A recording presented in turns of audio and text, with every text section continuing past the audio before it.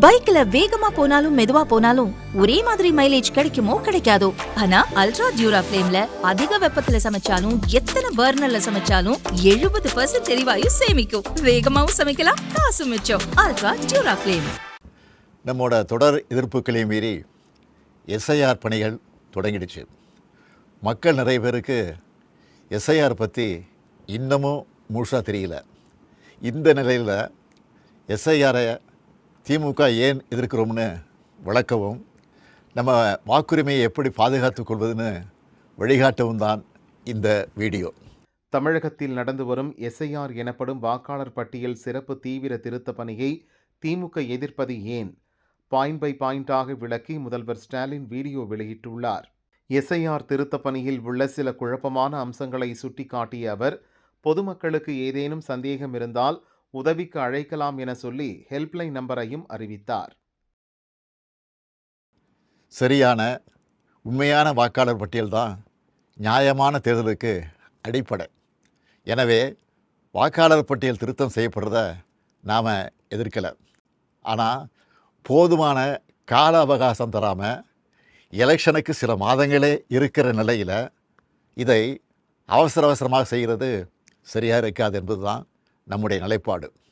தேர்தல் ஆணையத்தோட கூட்டு சேர்ந்து வாக்காளர் பட்டியலில் பாஜக எப்படியெல்லாம் மோசடி பண்ணியிருக்குன்னு மக்களவை எதிர்க்கட்சித் தலைவர் அருமை சகோதரர் ராகுல் காந்தி அவர்கள் பத்திரிகையாளர் சந்திப்பு நடத்தி ஏற்கனவே விளக்கியிருக்கிறார்.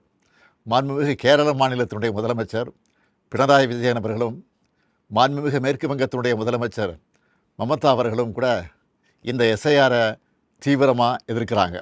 நாமளும் எஸ்ஐஆர் அறிவித்தப்பவே இது சதின்னு உணர்ந்து எதிர்த்தோம். கூட்டணி கட்சிகளோட கலந்து பேசணும். அனைத்து கட்சி கூட்டம் கூட்டி தீர்மானம் போட்டோம். உச்சநீதிமன்றத்தில் வழக்கு போட்டிருக்கிறோம். வர்ற 11ஆம் தேதி எல்லா மாவட்ட தலைநகரங்கள்லேயும் மதச்சார்பற்ற முற்போக்கு கூட்டணி சார்பில் ஆர்ப்பாட்டங்களை அறிவிச்சிருக்கிறோம். அதுக்கு முன்னாடி எஸ்ஐஆருக்காக வழங்கப்படுகிற கணக்கீட்டு படிவத்திலேயே எத்தனை பிரச்சனைகள் குழப்பங்கள் இருக்குன்னு உங்களோடு பகிர்ந்துக்கன்னு நினைக்கிறேன். இதோ எனக்கு கூட இந்த எனுமரேஷன் ஃபாரம் கொடுத்துருக்குறாங்க.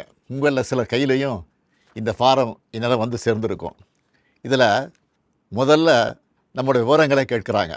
அதுக்கு அடுத்தபடியாக முந்தைய வாக்காளர் திருத்தப்பட்டியலில் உள்ள வாக்காளருடைய உறவினரின் பெயர் கேட்கப்பட்டிருக்கு. உறவினர்னா யார்?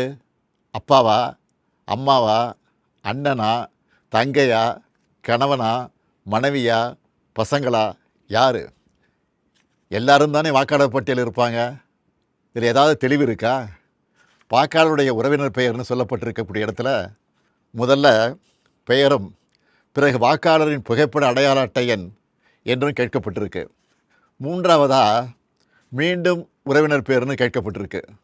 முதல்ல யார் பேரை எழுதணும்? எந்த வாக்காளர் விண்ணப்பிக்கிறாரோ அவர் பேரா அல்லது உறவினர் பேரா? சின்ன தப்பு இருந்தால் கூட தேர்தல் ஆணையம் அந்த படிவத்தை ஏற்றுக்காமல் வாக்காளர் பட்டியலிருந்து பெயரை நீக்கிற ஆபத்தும் இருக்குது. நினச்சி பார்க்கவே அச்சமாக இருக்குது. நல்லா படித்து அறிவார்ந்த பெரும் பொறுப்புகள் இருக்கக்கூடியவங்க கூட இந்த கணக்கீட்டு படிவத்தை பார்த்தா அவங்களுக்கு தலை சுற்றிடும். இந்த படிவத்தில் வாக்காளரோட புகைப்படத்தை அச்சிட்டு தற்போதைய புகைப்படத்தை ஒட்டணும்னு சொல்லப்பட்டிருக்கு. ஆனால் மாநில தேர்தல் ஆணைய அதிகாரி என்ன சொல்லுகிறார்? உங்களுக்கு விருப்பம் இருந்தால் ஒட்டலாம்னு அரசியல் கட்சிகள் கலந்துக்கிட்ட கூட்டத்தில் சொல்லியிருக்கிறார். இது இன்னொரு இடியாப்பு சிக்கல். ஒருவேளை ஃபோட்டோ ஒட்டலைன்னா என்ன நடக்கும்? வாக்குரிமை பறிக்கப்படுமா படாதா? தொகுதியோட வாக்காளர் பதிவு அதிகாரி, அதாவது இஆர்ஓ கையில் தான் இந்த முடிவு இருக்குது. இவங்க எல்லாரும் ஒரே மாதிரியான முடிவு எடுப்பாங்கன்னு சொல்ல முடியாது. இப்படி முதல் கோணல் முற்றிலும் கோணல் என்ற கதையாக எல்லா இடத்துலையும் குழப்பம்தான். இந்த நிலையில் எதிர்க்கட்சிகளை சேர்ந்த சில அதிமேதாவிகள் இந்த எஸ்ஐஆர் பணியை நடைமுறைப்படுத்துவது மாநில அரசின் பணியாளர்கள் தான், அப்புறம் ஏன் திமுக எதிர்க்கணும்னு புரிதலற்ற உண்மைக்கு புறமான விவரங்களை வச்சு பேசுகிறாங்க. ஒரு பணியாளரை தேர்தல் ஆணையம் தன்னுடைய பணிக்காக எடுத்த நொடியிலிருந்து அவர் தேர்தல் ஆணையத்துக்கு கட்டுப்பட்டு தான் செயல்படுவாரை ஒழிய மாநில அரசோட கட்டுப்பாட்டில் இருக்க மாட்டார். மக்களை திசை திருப்பினா போதும்னு தவறான தகவலை பரப்பக்கூடாது. என்னத்தையாவது பொய்ய சொல்லி எஸ்ஐஆரை எப்படியாவது நடத்திடலாமா, ஏழை எளிய மக்களுடைய வாக்குரிமையை நீக்கிடலாமான்னு எதிர்க்கட்சிகள் நினைப்பது வேதனைக்குரியது. எஸ்ஐஆர் தொடங்கின நாளிலிருந்து களத்தில் இருக்கக்கூடிய நம்முடைய கழகத்தினரும் நிறைய பிரச்சனைகளை நம்ம கவனத்துக்கு கொண்டு வந்துட்டு இருக்காங்க. பிஎல்ஓக்கள் வர்றதில்லை, வந்தாலும் போதிய அளவு கணக்கீட்டு படிவங்களை கொண்டு வர்றதில்லை, ஒரு நாளைக்கு 30 படிவங்களுக்கு மேலே தர்றதில்லை. இந்த லட்சணத்தில் ஒரு தொகுதியோட இஆர்ஓ 3 லட்சத்துக்கு மேற்பட்ட கணக்கீட்டு படிவங்களை இத்தனை குறுகிய கால அவகாசத்தில் எப்படி கொடுத்து வாங்குவாங்க? வாங்கினா வேலை முடிஞ்சுதா? அதுவும் இல்லை.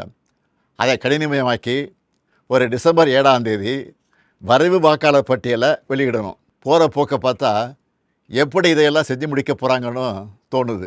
திராவிட முன்னேற்றக் கழகமும் கூட்டணி கட்சிகளும் தொடர்ந்து சொல்லிட்டு வர்றது போல் அதிக அளவிலான வாக்காளர்கள் நீக்கப்படுவாங்க நச்சம் இதன் மூலம் உறுதியாகுது.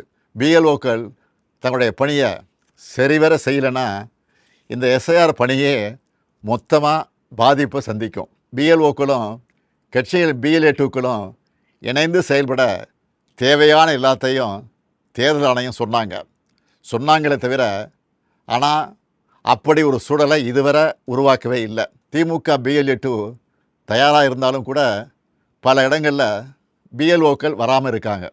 இதையெல்லாம் மீறித்தான் நம்ம செயல் வீரர்கள் விழிப்பாக செயல்பட்டு வராங்க.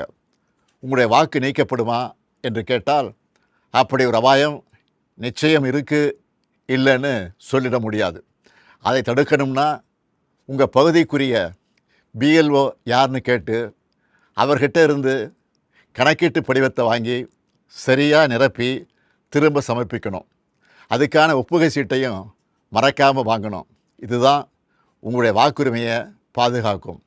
வாக்குரிமை தான் ஜனநாயகத்தோட மறுக்க முடியாத அடிப்படையான உரிமை. தற்போதைய நிலையிலான எஸ்ஐஆரில் ஒட்டுமொத்த தமிழ்நாட்டு மக்களோட வாக்குரிமைக்கும் ஏற்பட்டிருக்கக்கூடிய பாதிப்பு, இதை எதிர்கொள்ள திமுக சார்பில் உதவி மையம் அமைச்சிருக்கிறோம். இது திமுகவினருக்கு மட்டும் அமைச்சிருக்கக்கூடிய உதவி மையம் இல்லை, எல்லோருக்குமானது. அதனால் கழக நிர்வாகிகள் மட்டும் இல்லாமல் எஸ்ஐஆரால் பாதிக்கப்படுற அனைத்து பொதுமக்களும் நாங்கள் அறிவிச்சிருக்கக்கூடிய 806542 200220 என்ற, மறுபடியும் சொல்கிறேன், 806542 200220 என்ற உதவி எண்ணை தொடர்பு கொண்டு உங்கள் சந்தேகங்களை தீர்த்துக்கலாம்.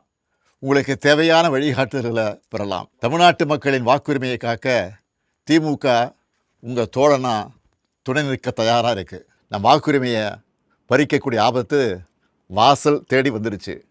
அனைவரும் ஒன்றிணைந்து செயல்பட்டு விழிப்போடு இருந்து தமிழ்நாட்டில் ஜனநாயகம் படுகொலை செய்யப்படாமல் பாதுகாப்போம். எஸ்ஐஆரின் சதிவலையில் சிக்காமல் நம்ம வாக்குரிமையை நிலைநாட்டுவோம். நன்றி, வணக்கம்.